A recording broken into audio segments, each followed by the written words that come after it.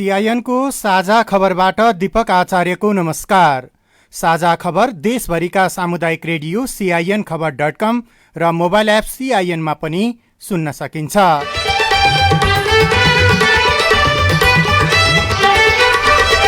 COVID-19 रोकथाम तथा नियन्त्रणका लागि सुरक्षा नियम पालन गर्न गृहमन्त्रीको आग्रह।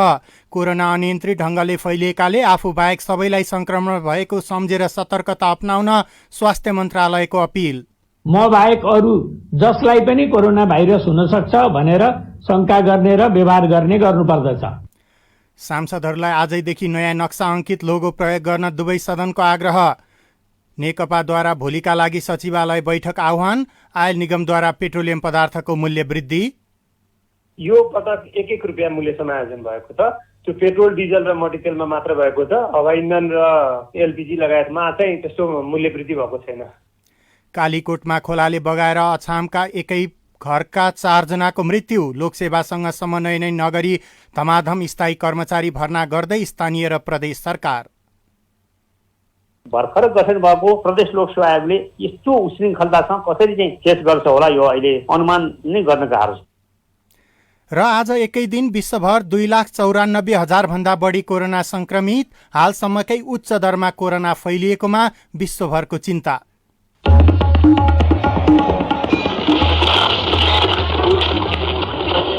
सयौं रेडियो, हजारौं रेडियो कर्मी र करोडौं नेपालीको माझमा यो हो सामुदायिक सूचना नेटवर्क CIN।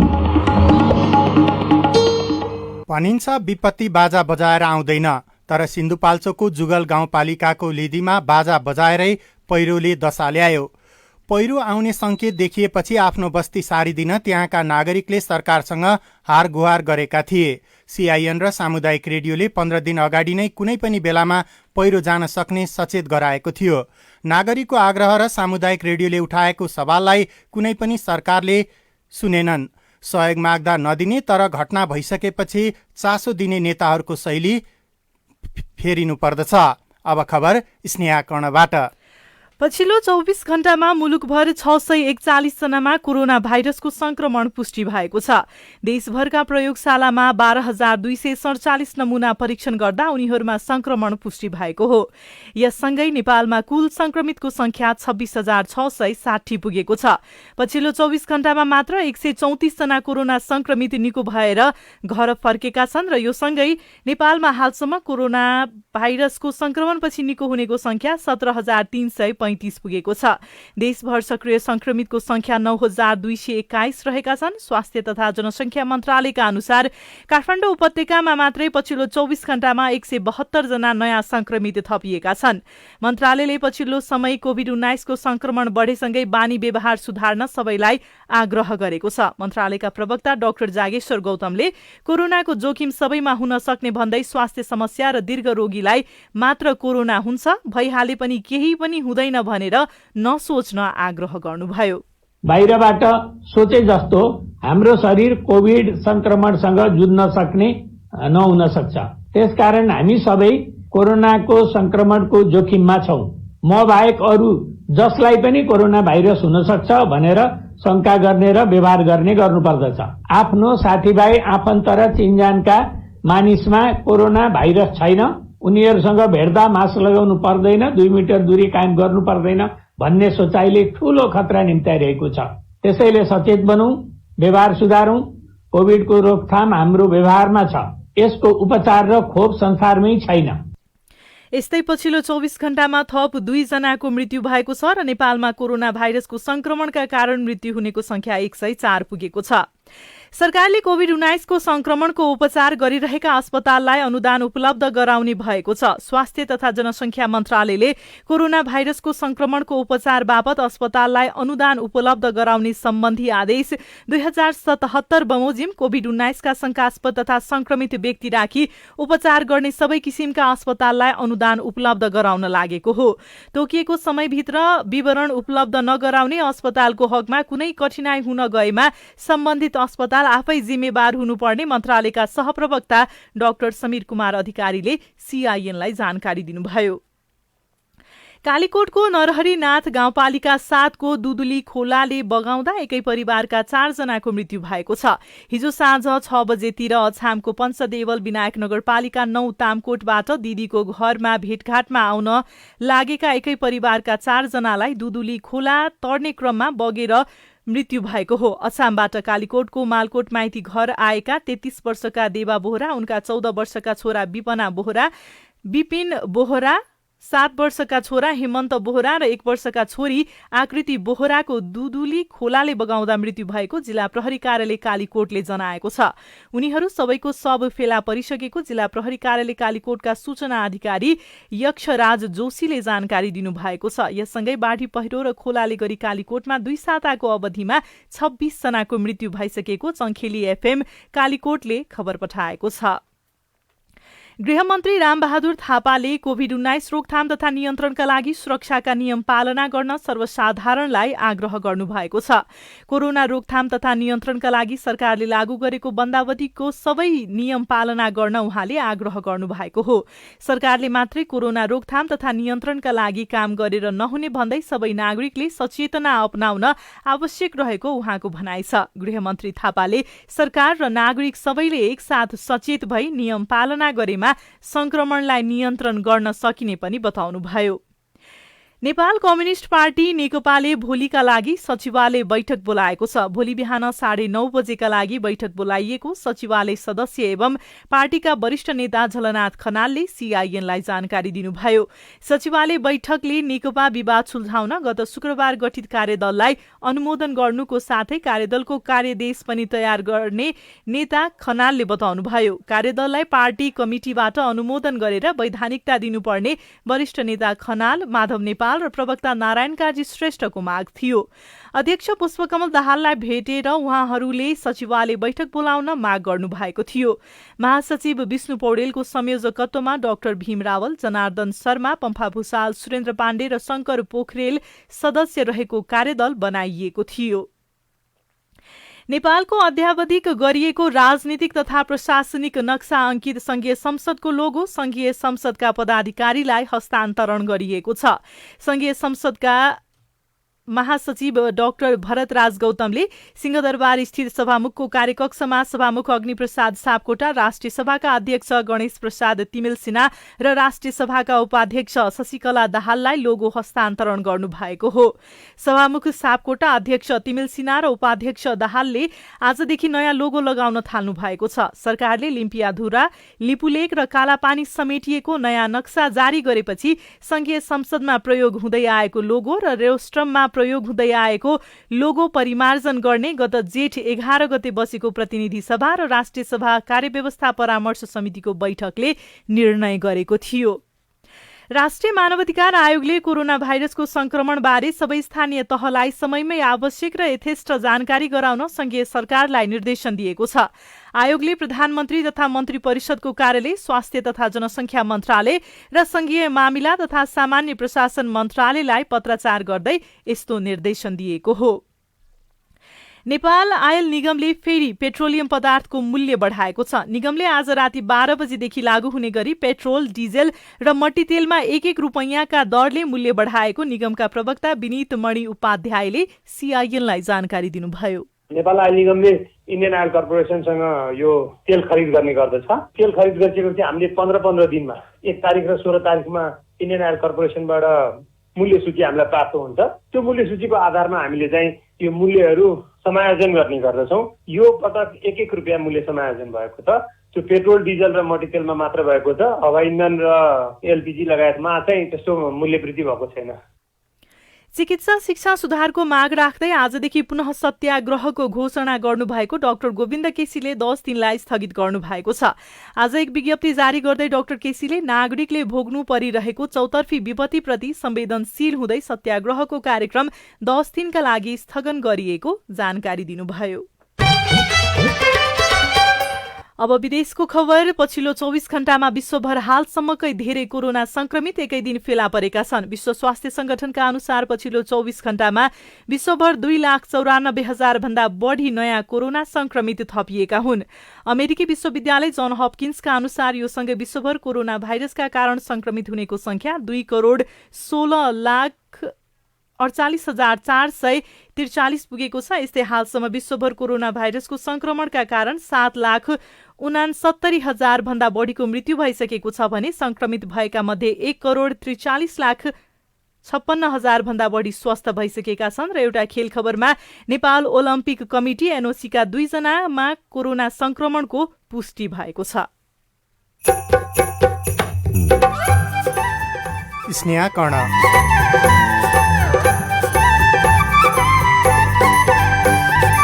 सडकको निर्माण र मर्मतको नाममा करोडौं खर्च तर अवस्था सुधारिएन। यसमा थुप्रो बजेट आउँछ तर त्यो बजेटमा चाहिँ केन्द्र सरकारले लापरवाही गरेर यो 1 लाख ठेगाहरू मिलेर मन्त्रीहरूसित घोटाला हुन्छ। त्यसकारण यो तल आइपुग्दै बाटोमा चाहिँ व्यवस्था भएको। रिपोर्टसँगै स्थायी कर्मचारी भर्ना गर्दै तीनै तहका सरकार, लोकसेवा आयोगलाई जानकारी छैन लगायतका सामग्री बाँकी नै छन्। सीआईएनको साझा खबर सुन्दै गर्नुहोला। सुत्केरी समय एक विशेष अवस्था हो। कोरोना भाइरस कोभिड-19 महामारीको समयमा यस अवस्थालाई अझ बढी ध्यान दिनुपर्छ। सुत्केरीलाई पनि कोरोना भाइरसको संक्रमण हुन सक्छ। जुनसुकै अवस्थामा पनि सुत्केरीलाई विशेष हेरचाह र स्याहार चाहिन्छ। सुत्केरी अवस्थामा पनि खतराका लक्षणहरू देखिन सक्छन्। ज्वरो आउनु, योनिबाट गनाउने पानी बग्नु वा तल्लो पेट दुख्नु, धेरै रगत बग्नु, टाउको साह्रै दुख्नु, हातखुट्टा अररो भई मुर्छा पर्नु। यस्ता लक्षणहरू देखा परेमा तुरुन्तै नजिकैको स्वास्थ्य संस्थामा जाँच्न लैजानु पर्दछ। समयमै खतराका लक्षणको पहिचान गरी सुत्केरी अवस्थालाई सुरक्षित बनाऊ। कोभिड-19 सम्बन्धी कुनै पनि जिज्ञासा भएमा पैसा नलाग्ने कल सेन्टर 1115 वा 1133 मा सम्पर्क गरौँ। राष्ट्रिय स्वास्थ्य शिक्षा सूचना तथा सञ्चार केन्द्र र UNFPA द्वारा जनहितमा जारी। बढ्दो जलवायु परिवर्तनले गर्दा कहिले अति धेरै त कहिले अति कम पानी हुने समस्या देखा परेको छ। त्यसैले पानीका मुहान, पोखरी, ताल तलैया, वन तथा जलाधार क्षेत्रहरूको संरक्षण गरौँ। नदीनाला तथा बर्सातमा पर्याप्त पानी भएको बेला संकलन तथा भण्डारण गरी अभाव वा सुक्खा खडेरीको समयमा थोपा थोपा पानीको सदुपयोग गरौँ। खेतीबाली लगाउने, थन्क्याउने आदि कृषि तथा अन्य कार्य गर्दा मौसम पूर्वानुमान तथा कृषि सरसल्लाह सुनौ। स्थानीय जलवायु परिवर्तन अनुकूलन योजना लापा तयारी, मूल प्रवाहीकरण र प्रभावकारी कार्यान्वयनको लागि स्थानीय सरकारले अगुवाई र समुदाय तथा अन्य सरोकारवालाहरूले समन्वय र सहकार्य गरौँ। USAID को आर्थिक सहयोगमा केयर नेपाल हरिवन कार्यक्रम र अकुराब। सामाजिक रूपान्तरणका लागि यो हो सामुदायिक सूचना नेटवर्क CIN। तपाईँ सामुदायिक सूचना नेटवर्क CIN ले काठमाडौँमा तयार पारेको साझा खबर सुन्दै हुनुहुन्छ। अब बाँकी खबर। तनहुको ब्यास नगरपालिकाले एक साताका लागि बन्दाबन्दी घोषणा गरेको छ।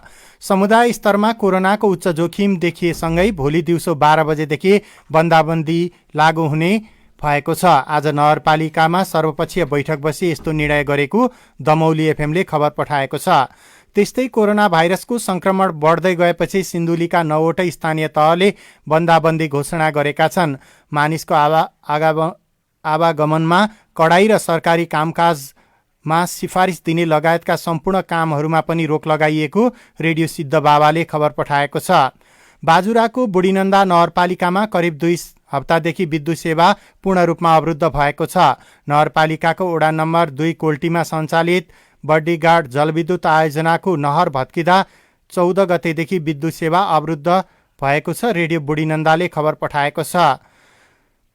प्रदेश 5 को अस्थायी राजधानी बुटोलमा समुदाय स्तरमै कोरोना संक्रमण फैलिएको छ। बुटोल उपमहानगरपालिकामा कार्यरत 4 जना कर्मचारीमा समेत कोरोना संक्रमण पुष्टि भएको छ। समुदाय स्तरमा कोरोना संक्रमण फैलिएपछि उपमहानगरपालिकाले आगामी भदौको 5 गतेबाट पूर्ण बन्दाबन्दी गर्ने निर्णय गरेको रेडियो जागरणले खबर पठाएको छ। रोल्पाको मुख्य प्रवेशद्वारको रूपमा रहेको शहीद मार्ग दैनिक जस्तो अवरुद्ध हुँदै आएको छ। वर्षातको समयमा सडक माथिबाट आउने पहिरो र तलबाट हुने कटानले सडक अवरुद्ध भएको छ। सडक निर्माण र मर्मतमा गुणस्तरीय काम नभएका कारण नागरिकहरूले दुःख झेल्नु परेको छ। बाट रोल्पाको होलेरी, घरती गाउँ हुँदै थबाङ र रुकुमको काँक्री, मैकोट तथा रुकुम पूर्वको प्रवेशद्वारको रूपमा रहेको शहीद मार्ग हरेक वर्ष जोखिमपूर्ण बन्दै गएको छ। 10 वर्षे सशस्त्र युद्धमा मारिएका शहीदको नाममा बनेको सडक पहिरो र व्यवस्थित नाला नहुँदा बिग्रने गरेको छ।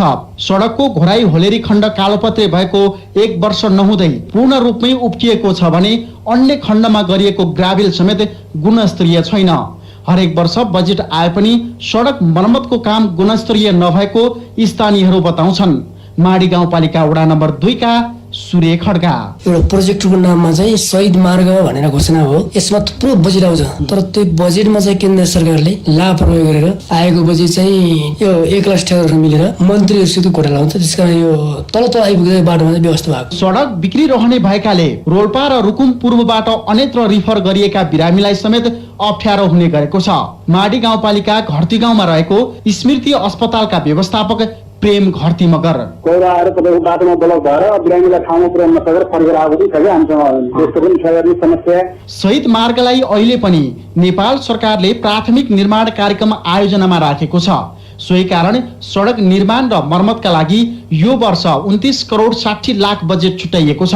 शहीद मार्ग सडक आयोजना रोल्पाका कार्यालय प्रमुख विष्णु बाबु पाण्डेका अनुसार पटक पटक गरी हालसम्म 2 अर्ब भन्दा धेरै रकम यो सडकका लागि छुट्याइएको छ। 2 अरब जति भयो जस्तो लाग्छ। 2 अरबकै रहनु भयो जस्तो अनि अहिले 29 करोड आयो, खर्च 50 करोड भयो भने पनि अर्थले चाहिँ हामीलाई बजेटमा चाहिँ अहिलेसम्म रोकेको छैन। बन्द त अब बर्खामा पहिरोद्वारा बन्द भयो, अरू खासै त्यस्तो स्पेशल कारण त केही छैन। बजेट आइरहने र काम भइरहने भए पनि गुणस्तरीय काम नहुँदा सडक दिगो नभएको भन्दै स्थानीय आक्रोशित छन्। उनीहरू सम्बन्धित निकायको जवाब समेत चित्त बुद्धो नभएको बताइरहेका छन्। बुद्धिमान ओली, CIN रेडियो माडी आवाज, घरती गाउँ रोल्पा। आर्थिक प्रलोभनमा पर्ने 2 जना प्रहरीलाई बागमती प्रदेश प्रहरी कार्यालयले निलम्बित गरेको छ। प्रदेश प्रहरी कार्यालय हेटौँडाले जिल्ला प्रहरी कार्यालय सिन्धुलीमा कार्यरत 2 जना प्रहरीलाई निलम्बन गरेको रेडियो निकासले खबर पठाएको छ। साझा खबरमा अब हेलो CIN गीता चिमोरियाबाट। म राजकुमार दुलाल काभ्रे पनौतीबाट। यो हाल चाहिँ हामीले कोभिडको कारणले गर्दाखेरि विद्यालयहरू प्राय बन्द छन्। प्रशासन कार्यालयले नगरपालिकाहरूले अति आवश्यक भन्दा बाहेकको अरू कार्यालयहरू नखोल्नु, आवाजावत नगर्नु भन्ने कुरा छ। अब पनौती नगरपालिकामा नि प्राय विद्यालयहरूमा चाहिँ सबै शिक्षक शिक्षिकाहरू आएर विद्यालय खोल्ने अनि बस्ने भइरहेछ। यस्तो बेलामा चाहिँ विद्यालयमा सबै कर्मचारी जस्तै कोही बनेपाबाट आउनुहुन्छ, कोही काठमाडौँबाट आउनुहुन्छ, कोही भक्तपुरबाट आउनुहुन्छ, जम्मा भएर खोल्दा कतिको उपयुक्त हुन्छ या हुँदैन, त्यो खोल्नै परिछ कि छैन, यो कसरी बुझ्न सकिन्छ? यस विषयमा हामीले काभ्रेको पनौती नगरपालिकाको शिक्षा शाखामा कार्यरत स्रोत व्यक्ति महेश्वर जंगमलाई सोधेका छौं।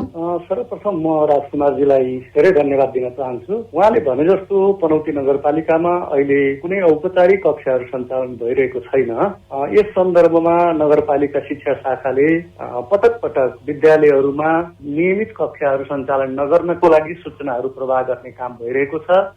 त्यति मात्र नभएर नेपाल सरकारको निर्णय अनुसार भाद्र 1 गतेदेखि सञ्चालन हुन सक्ने सम्भावनालाई मध्यनजर गरेर तयारी अवस्थामा रहनको लागि भनेर सूचना गरेका थियौँ। फेरि त्यो सूचना अनुसार पनि 15 दिन थप भएर परिस्थिति फेरि जटिल बन्दै गएको अवस्थामा पनौती नगरपालिकाका कुनै पनि विद्यालयहरू हामीले जानकारी प्राप्त भए अनुसार हामीले निरीक्षण अनुगमन गर्ने क्रममा जति कुराहरू सूचनाहरू प्राप्त गरे अनुसार औपचारिक कक्षाहरू कुनै सञ्चालन भएको हामीमा जानकारी छैन र हामीले नगराउनको लागि सूचना समेत जारी गरिसकेका छौँ। तपाईँ जुनसुकै बेला हाम्रो फोन नम्बर 01526066 मा फोन गरेर आफ्ना प्रश्न रेकर्ड गर्न सक्नुहुनेछ। जिल्ला प्रशासन कार्यालय बाराले जिल्लामा भोलिबाट लागू हुने गरी अनिश्चितकालीन निषेधाज्ञा जारी गरेको छ। जिल्ला कोभिड समन्वय समितिको आज बसेको बैठकको निर्णयअनुसार अर्को सूचना जारी नभएसम्मका लागि जिल्लाका सबै स्थानीय तहमा बिहान 5 बजेदेखि लागू हुने गरी निषेधाज्ञा जारी गरेको जिल्ला प्रशासन कार्यालय बाराले जानकारी दिएको छ। रेडियो निजगढले खबर पठाएको छ। प्रदेश नम्बर 1 मा PCR परीक्षणका लागि 4वटा प्रयोगशालाले काम गरिरहेका छन्। ती सबै प्रयोगशालामा PCR परीक्षणका लागि सङ्कलन गरिएका स्वाबको नमुना थुप्रिएका छन्। प्रयोगशालाको परीक्षण क्षमताभन्दा बढी मात्रामा नमुना सङ्कलन भएका कारण समयमा नै रिपोर्ट दिन नसकिएको प्रयोगशालामा कार्यरत स्वास्थ्यकर्मीहरूले बताएका छन्। रेडियो साथी झापाले खबर पठाएको छ। तपाईँ सामुदायिक सूचना नेटवर्क CIN-ले काठमाडौँमा तयार पारेको साझा खबर सुन्दै हुनुहुन्छ। आफ्नै नीति विपरीत अस्थायी र करारका कर्मचारी नियुक्त गर्दै सरकार स्थानीय तहले एउटै स्थानीय तहले 80 जनासम्म पनि कर्मचारी करारमा राखेको अवस्था छ। चौबन्दी बढी करारमा राखेको अवस्था छ। लोकसेवा आयोग भन्छ सिफारिस लिएको छैन। रिपोर्टसँगै विधि र विधान विपरीत चल्दै तिनै तहका सरकार, कारण र त्यसको प्रभाव, विज्ञसँगको कुराकानी पनि बाँकी नै छ। CIN-को साझा खबर सुन्दै गर्नुहोला।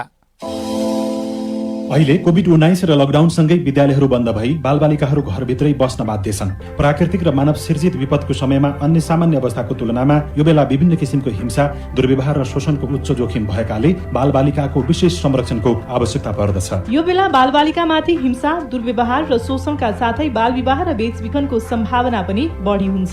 परिवारको गर्जो टार्न र विद्यालय बन्द भएकाले बालश्रम अथवा जबरजस्ती काममा लगाउने र विद्युतीय दुर्व्यवहारको सम्भावना पनि बढेको छ। यो अवस्थामा बालबालिकाहरूलाई चिने जानेका व्यक्तिहरू समेतबाट यौनजन्य हिंसा गर्ने, मानसिक रूपमा यातना दिने जस्ता क्रियाकलापहरू हुन सक्छन्। बालबालिकामाथि कुनै पनि हिंसा वा दुर्व्यवहार भएको पाइएमा, हराएमा वा फेला परेमा प्रहरीलाई 100, खोज तलास केन्द्रको निशुल्क हटलाइन नम्बर 104 वा बाल हेल्पलाइन नम्बर 1098 र बेचबिखन सम्बन्धी प्रहरीको हटलाइन नम्बर 1177 मा खबर गरौँ। प्लान इन्टरनेसनल नेपाल र CIN। आगोले एकैछिन कोले पनि जिन्दगी भर रहन्छ। आगो तातो सलाई बिजुली प्रयोग गर्दा होस गर्नुपर्छ। चिसो पानीले निभाउनु पर्छ। शरीरमा आगो लागेपछि सुतीले छोपी लानु पर्छ। बिरामीलाई स्वास्थ्य चौकी नानी हो हुन्न भान्सामा खेल्नु तातो र बलले सामान हुन्छ। होस गरी चलाऊ स्टोभ र ग्यास, भुइँमा पकाए दुर्घटना बढ्छ। अग्निजन्य दुर्घटना भएमा 01 55 55 689 मा सम्पर्क गर्नुहोस्। BBS नेपाल, ललितपुर। सामाजिक रूपान्तरणका लागि यो हो सामुदायिक सूचना नेटवर्क CIN। तपाईँ सामुदायिक सूचना नेटवर्क CIN-ले काठमाडौँमा तयार पारेको साझा खबर सुन्दै हुनुहुन्छ। केही महिना यता सरकारी निकायले अस्थायी र करारमा कर्मचारी भर्ना गरिरहेका छन्। स्थानीय तह हुँदै प्रदेश र संघीय सरकारले पनि धमाधम अस्थायी कर्मचारी भर्ना गर्न थालेपछि सर्वत्र आलोचना भइरहेको छ। लोकसेवा आयोगको सिफारिसमा बढीमा 6 महिनाका लागि कर्मचारी भर्ना गर्न सकिने व्यवस्था भए पनि आयोगसँग कसैले पनि सिफारिस लिएका छैनन्। कृषि तथा पशुपक्षी विकास मन्त्रालय अन्तर्गत 239, श्रम रोजगार तथा सामाजिक सुरक्षा मन्त्रालय अन्तर्गत 715 वटा दरबन्दी केही दिन अघिको मन्त्री परिषद बैठकले स्वीकृत गरेको थियो। यति मात्र नभई भौतिक पूर्वाधार तथा यातायात मन्त्रालय अन्तर्गत 377, ऊर्जा जलस्रोत तथा सिंचाई मन्त्रालय अन्तर्गत 367 र खानेपानी मन्त्रालय अन्तर्गत 223 अस्थायी दरबन्दी सरकारले स्वीकृत गरेको छ। नयाँ कर्मचारी नियुक्ति नगर्ने सरकारको घोषित नीति छ, तर सरकार आफै आफ्नो नीति विपरीत काम गरिरहेको छ। संघीय मामिला तथा सामान्य प्रशासन मन्त्रालयका प्रवक्ता वसन्त अधिकारी कुनै पनि स्थानीय तहले एउटै स्थानीय तहले 80 जनासम्म पनि कर्मचारी करारमा राखेको अवस्था छ। चौबन्दी बढी करारमा राखेको अवस्था छ र त्यही चाहिँ अब करारमा कर्मचारी पदपूर्ति सम्बन्धी पनि एउटा विधि बनाउनु पर्छ भनेर अहिले अब संघीय मन्त्रालयले अब नयाँ करारमा पदपूर्ति गर्न नपाइने भन्ने एउटा परिपत्र पनि जारी गरेको छ। सरकारी तथ्याङ्क अनुसार संघीय सरकार मातहत अहिले देशभर 20,000 भन्दा बढी करार सेवाका कर्मचारी छन्। निजामती सेवा ऐन 2049 ले भन्छ निजामती सेवाबाट काम गराउनु पर्ने ठाउँमा अस्थायी र करारमा कर्मचारी लिन पाइने छैन। लिए पनि लोकसेवा आयोगको सिफारिस चाहिन्छ, तर आयोग भन्छ अहिलेसम्म कसैलाई सिफारिस गरिएको छैन। आयोगका अध्यक्ष उमेश मैनाली जब प्रदेश लोकसेवा आयोगले कसरी फेस गर्छ यो चाहिँ मलाई आश्चर्य लागेको छ। हामीलाई त यस्तो गर्न आयो भने हामीहरू मात्र यसरी एउटा न्यूमा फर्काउँछन्। लोकसेवा आयोगको एउटा स्थापित लोकसेवा आयोगको भने भर्खर गठन भएको प्रदेश लोकसेवा आयोगले यस्तो उश्रृङ्खलतासँग कसरी चाहिँ फेस गर्छ होला यो अहिले अनुमान नै गर्न गाह्रो छ। सरकारी र सार्वजनिक संस्थानमा लोकसेवा आयोगको सिफारिस बिना कर्मचारी पदपूर्ति भइरहेको विषयमा प्रतिनिधि सभा अन्तर्गतको राज्य व्यवस्था तथा सुशासन समितिले पनि चासो देखाएको छ।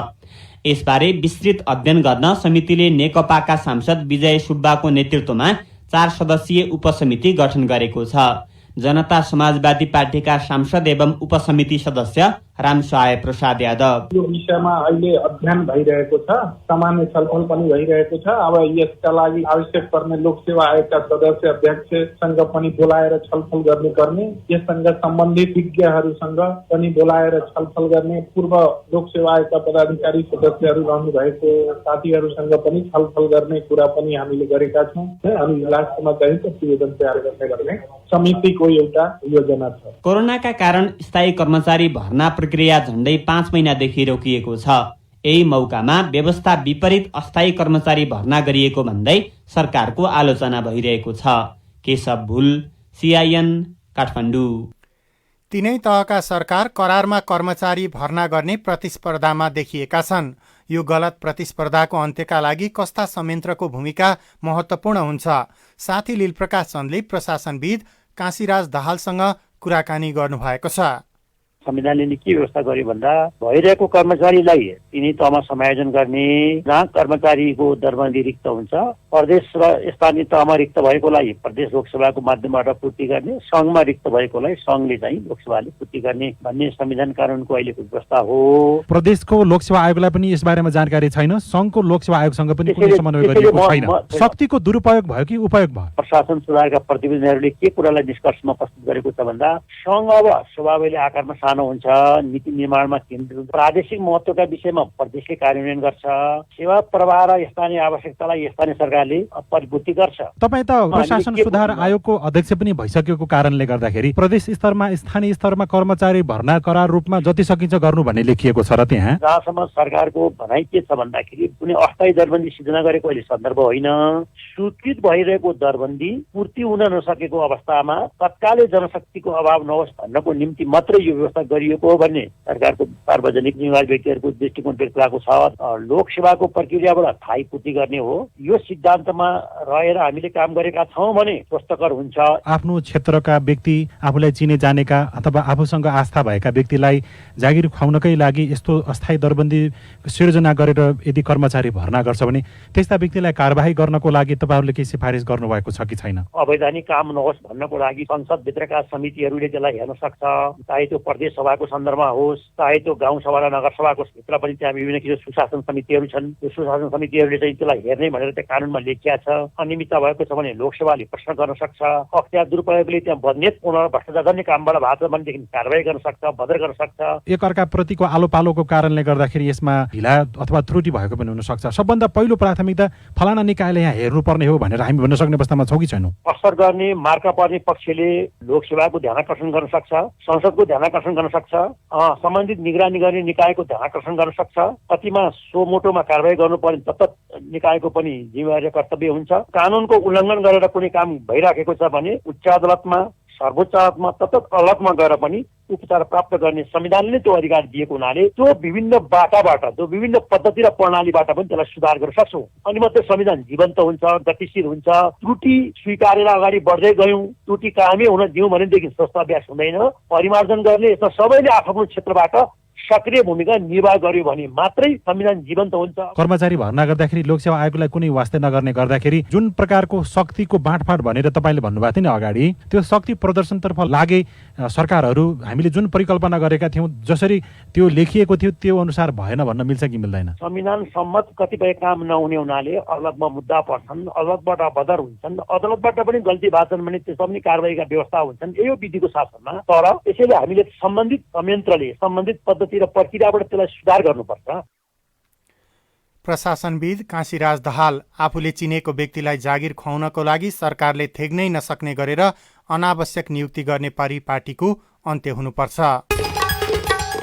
पछिल्लो 24 घण्टामा मुलुकभर 641 जनामा कोरोना भाइरसको संक्रमण पुष्टि भएको छ। सरकारले कोभिड-19 को संक्रमणको उपचार गरिरहेका अस्पताललाई अनुदान दिने भएको छ।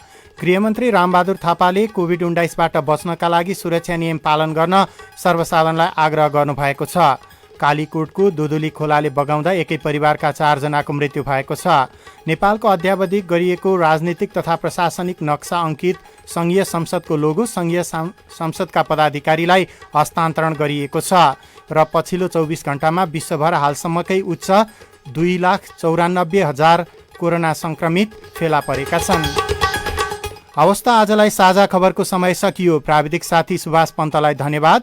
भोलि भदौ 1 गते बिहान 6 बजेको साझा खबरमा फेरि भेटौँला। अहिलेलाई भने म दीपक आचार्य पनि बिदा हुन्छु। नमस्कार, शुभरात्रि।